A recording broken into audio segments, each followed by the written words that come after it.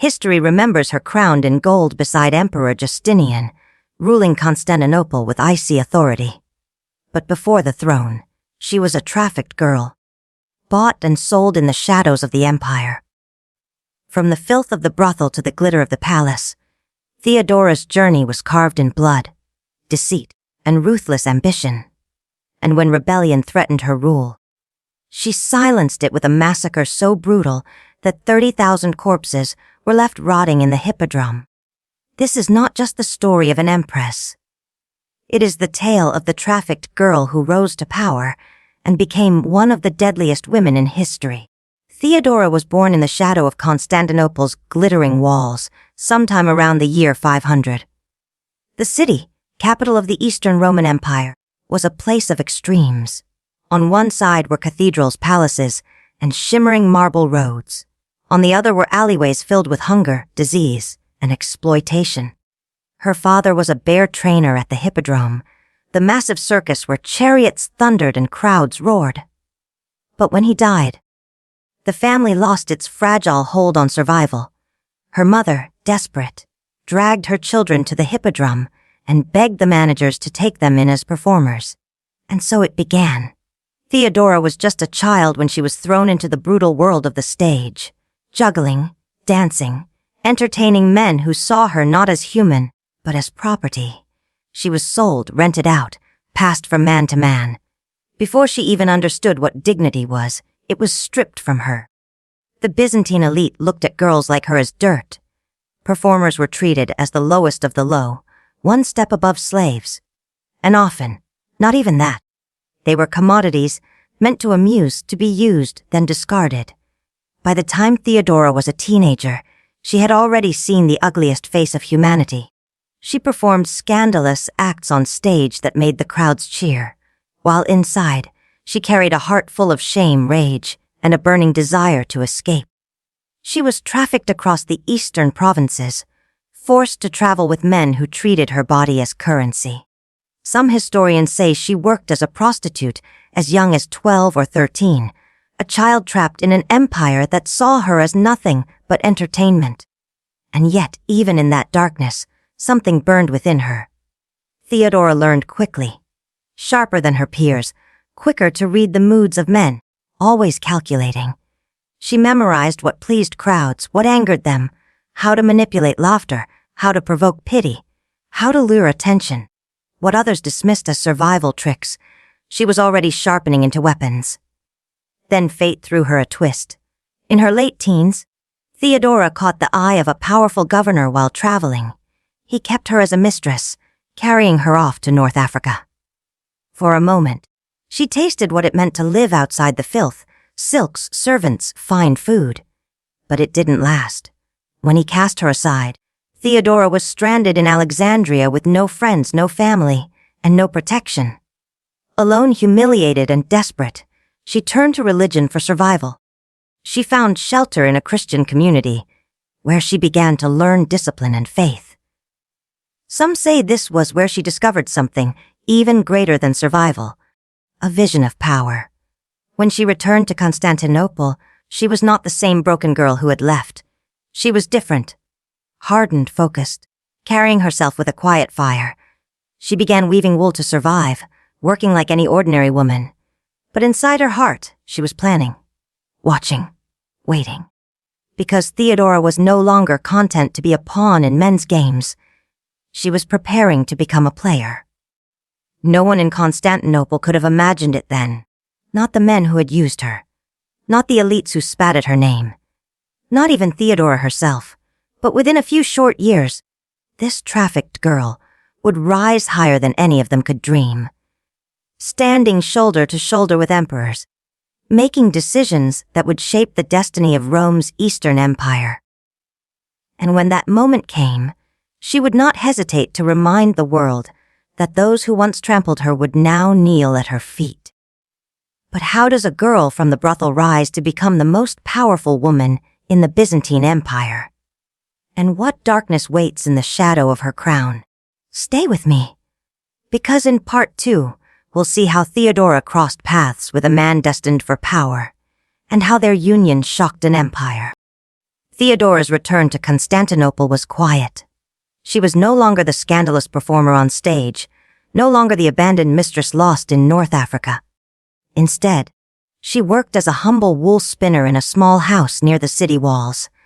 To anyone passing by, she looked like just another struggling woman trying to survive, but inside her, ambition had begun to stir like a storm.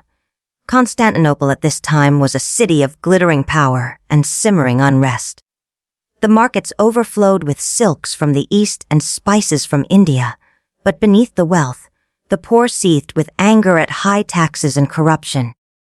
Chariot racing factions, the blues and the greens, didn't just cheer for their teams. They fought bloody battles in the streets. Riots erupted with terrifying frequency. And above it all sat the imperial court, draped in jewels and arrogance, rarely lowering its gaze to the people.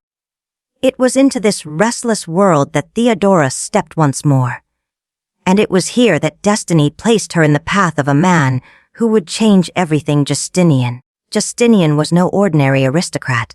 Born in humble origins, he had risen through wit and relentless ambition. Nephew of Emperor Justinian, he was already seen as the heir apparent. He was brilliant, calculating, and deeply religious, but he also had a weakness.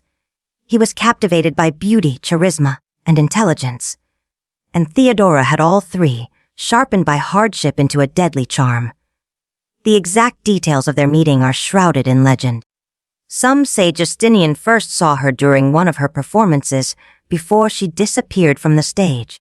Others claim it was through mutual acquaintances after she returned to Constantinople. What we do know is this: when Justinian met Theodora, he was enthralled. She was unlike the women of the court, bold, witty, unafraid to speak her mind.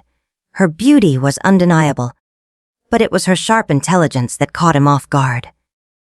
Theodora knew how to read men, and she read Justinian with perfect clarity.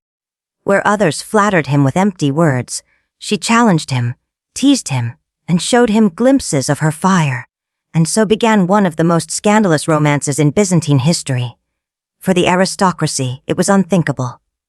Justinian, the man destined to be emperor, was falling in love with a former actress and prostitute. Theodora's past was no secret. Whispers of her performances, her lovers, her travels, clung to her like smoke. The court sneered, the church frowned, and senators gossiped, but Justinian didn't care. Against all custom and outrage, he brought her into his life. There was just one problem. Roman law forbade men of senatorial rank from marrying actresses. It was a legal barrier designed to keep women like Theodora far from power. But Justinian's desire was stronger than tradition. With his influence, he pushed for the law to be changed, and when it was, he married her. The scandal was enormous. Constantinople buzzed with disbelief. A trafficked girl, a stage performer, a woman of the brothel. Now the wife of the empire's future ruler. For the elite, it was nothing short of an insult. But for the people, the poor, the forgotten, the women who lived in the shadows, it was proof that fate could be twisted. Theodora, for the first time in her life, had legitimacy. She was no longer a pawn. She was now the partner of a man who would soon sit on the throne of the Roman Empire. And she intended to use that position not just to survive, but to dominate. From the beginning, her influence on Justinian was undeniable. He consulted her on decisions, listened to her advice, and respected her judgment. She was not content to sit quietly as a wife. She sat in councils, spoke in debates, and began shaping the empire's policies. Theodora also never forgot the pain of her past. She pushed Justinian to pass laws protecting women from exploitation, forbidding certain forms of trafficking, and giving women more rights in divorce and property. For the first time, the voice of a woman who had known suffering was echoing through the marble halls of power. But Theodora was no saint. Alongside her reforms came a ruthless hunger for authority. Those who opposed her found themselves silenced, exiled, or ruined. Her enemies whispered that she was vindictive, that she never forgave a slight, that she wielded her influence like a knife. And in truth, they weren't wrong. Theodora had clawed her way out of hell. She would never allow anyone to drag her back into the shadows. In 527, when Justinian finally became emperor, Theodora was crowned beside him as Augusta, Empress of the Byzantine Empire. The Hippodrome, once the place of her humiliation, now thundered with cheers as she rode in procession, clothed in jewels and robes worth more than most men would earn in a lifetime. But beneath the cheers, resentment still simmered. Senators sneered behind her back, priests muttered about her sins, and the people, volatile, unpredictable, divided between blues and greens, waited for any spark to ignite. It would not take long. In just a few years, Constantinople would explode into the greatest riot the empire had ever seen. The mob would roar for Justinian's head, and for Theodora's blood. The city would burn, the throne would tremble, and the streets would run red with corpses. And in that moment, when even Justinian considered fleeing, it would be Theodora, the trafficked girl, the outcast, who stood her ground and made a decision that would change history forever. The massacre was coming, but before we step into the smoke and fire of the Nika riots, we must understand one thing: Theodora was no longer just Justinian's wife.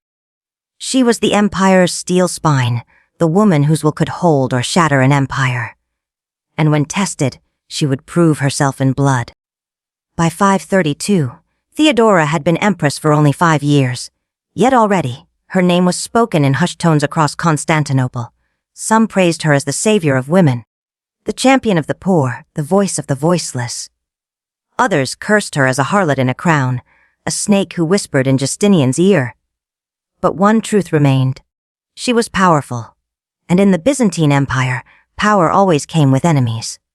The city was boiling with tension. Justinian's reforms and heavy taxation angered the aristocracy. Corruption among officials infuriated the common people. And the two great chariot factions of Constantinople, the Blues and the Greens, had become more than sports teams. They were political armies, each with thousands of fanatical supporters ready to fight, bleed, and die for their colors.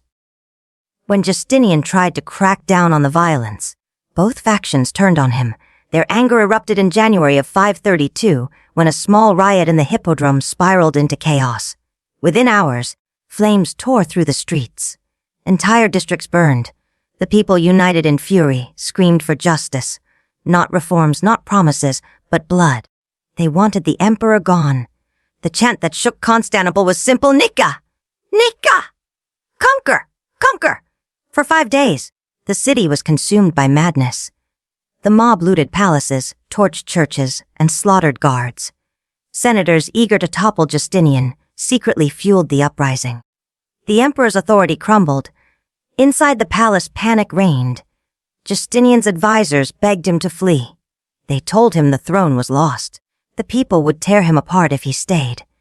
Ships were prepared to spirit the court across the Bosporus to safety.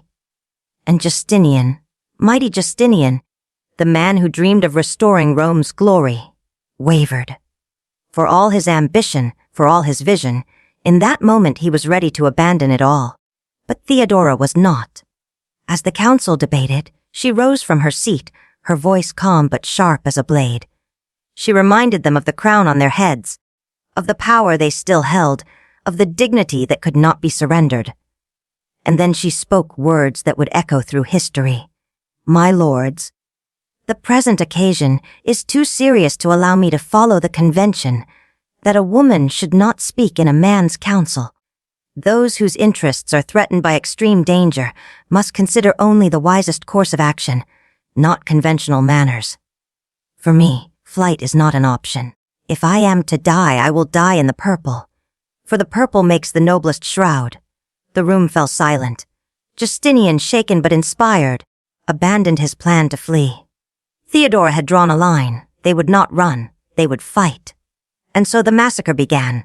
Justinian's generals, Belisarius and Mundus, assembled the imperial troops. With the Hippodrome packed with tens of thousands of rebels chanting for the emperor's head, the soldiers sealed the gates. There would be no escape. Then, with brutal precision, the slaughter unfolded. Steel clashed against flesh, arrows cut through the air, and the Hippodrome, The very place where Theodora had once been paraded as a girl, where crowds had mocked her and cheered her humiliation, became a killing ground. By the time the blood stopped flowing, over 30,000 corpses lay piled across the sands and stone seats. The cries of the mob were silenced, replaced by the stench of death. The rebellion was crushed, not by mercy, not by compromise, but by sheer terror. Constantinople was stunned. The city that had dared to rise against its rulers had been taught the cost of defiance. And standing at the center of it all was Theodora. The trafficked girl who had once been powerless, now the empress whose resolve had preserved the throne. In that moment, her transformation was complete. She was no longer a survivor, no longer merely Justinian's wife. She was the iron will of the Byzantine Empire. The senators who had plotted against her were executed or stripped of wealth. The Greens, once her tormentors, were crushed into submission. Even the Blues, who had shown her sympathy in her youth, knew now that she would not hesitate to spill their blood if they crossed her. The massacre of 30,000 was more than the suppression of a riot. It was a declaration. Theodora's reign would not be challenged. But the price was steep. Constantinople never forgot the rivers of blood that stained the hippodrome. Whispers grew darker that Theodora was ruthless, merciless, even monstrous. Some called her savior, others demon. And yet, as the fires of rebellion died out, one thing became clear: without Theodora, the Byzantine Empire itself might have fallen in 532. Without her courage, Justinian would have fled, the throne would have crumbled, and history would have turned in another direction. The trafficked girl had become the woman who saved an empire, at the cost of 30,000 lives. But her story does not end in the smoke of the hippodrome. Because after the massacre, Theodora's power only grew stronger. She would shape laws, crush enemies, and bend the empire to her will. She would be remembered not only for blood, but for reform. And yet, even as she sat in power, the shadow of her past never left her. For Theodora knew one truth better than anyone: the world only respects strength. And she would wield that strength until her last breath. Constantinople burned with rage. In January of 532, the hippodrome overflowed with voices, thousands chanting in unison, their fury echoing against the stone walls. "Nika!" they cried. "Conquer!" What had begun as anger at taxes and corrupt officials now erupted into a full-blown rebellion. But this was not merely about politics. It was about survival, about who would hold the throne of the Eastern Roman Empire. For days, mobs stormed through the city, torching churches, homes, and government buildings. Even the great Hagia Sophia was reduced to ashes. The capital, once glittering with mosaics and marble, had become a war zone. Inside the palace, fear stalked the halls. Justinian, usually composed and calculating, trembled as news poured in: half the city gone. Tens of thousands rioting, senators whispering treason. His closest advisors begged him to flee. They argued there was still time to sail away, to escape with his life and wealth. The empire, they reasoned, could be rebuilt later, but flight meant surrender, abdication. An end to everything he and Theodora had clawed their way to achieve. Justinian's resolve wavered. His lips murmured prayers, his eyes fixed on the floor, as if waiting for divine permission to run. And then she spoke. Theodora, once the girl dragged through alleys by pimps and traffickers, now sat in imperial purple. Her voice, cold and steady, cut through the panic. "If you wish to save yourself, my lord, then flee. But consider this. He who has worn the crown should never survive its loss. For me, the purple is a noble shroud. I will never see the day when I am not addressed as empress." Her words slammed into the room like a hammer. The trembling emperor froze. The ministers fell silent. Theodora had declared that death was preferable to humiliation. If they must perish, they would perish as rulers, not fugitives. Her steel hardened Justinian's spine. There would be no flight. There would be blood. Plans were drawn swiftly. The generals Belisarius and Mundus, loyal and ruthless, would strike at the rebels. But not in open battle. No, the plan was subtler, crueler. The rioters gathered in the hippodrome. thought themselves invincible. They had proclaimed a new emperor, Hypatius, a weak puppet of the Senate. The crowd chanted his name, their confidence swelling. That arrogance was their undoing. On Justinian's command, the palace gates opened. Soldiers marched toward the hippodrome in tight formation, armored and silent. They sealed every exit, hemming the rioters inside like cattle penned for slaughter. At first, the crowd jeered, hurling insults, stones, even rotten food. But then the steel glinted in the sunlight, and the formation tightened. The soldiers did not come to negotiate. They came to exterminate. The killing began. Belisarius led his men into the eastern entrances, Mundus from the west. The first wave of arrows darkened the air, tearing through flesh and bone. Panic erupted. Thousands tried to flee, only to find the exits barred. Then the swords came. Soldiers hacked their way through the mob, cutting down men, women, children alike. Blood pooled on the sand, screams rose to the heavens, and the hippodrome became a slaughterhouse. Bodies piled upon bodies until the ground itself disappeared beneath crimson rivers. From the palace above, Theodora watched. Her face betrayed no flicker of pity. To her, this was justice. These people had dared challenge her throne, dared remind her of the fragility of power. Now, 30,000 of them would pay the price. By nightfall, silence blanketed Constantinople. The hippodrome, once the beating heart of the empire, was now a graveyard. 30,000 corpses rotted in the winter air, their blood staining the sand where chariots once raced. The rebellion was crushed not by compromise, but by terror. Theodora had won, and history remembered. Not only the empress who rebuilt the Hagia Sophia, not only the woman who shaped laws for women and the poor, but also the trafficked girl who rose so high that she decided who lived and who died. Her reign was sealed with blood, her throne cemented in fear. For Theodora, mercy was weakness, and weakness was death. The hippodrome stank of death for weeks. Constantinople's heart, once filled with cheers and chariot races, became a graveyard where 30,000 men were cut down in a single day. Theodora stood beside Justinian in the palace, her robes untouched by the blood soaking the sand below. Whispers ran through the empire, some called her a savior, others a butcher. But none could deny one truth: she had saved the throne with a resolve stronger than any army.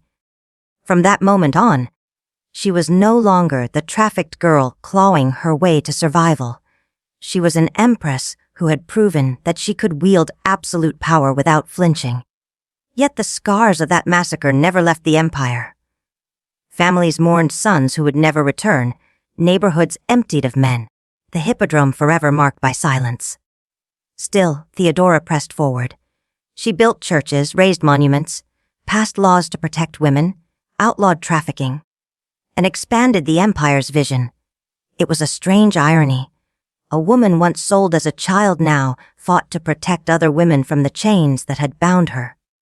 Her legacy was complicated, half drenched in blood, half shining with reform.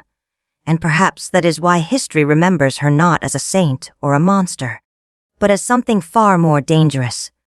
A survivor who carved her empire out of cruelty, cunning, and unshakable will.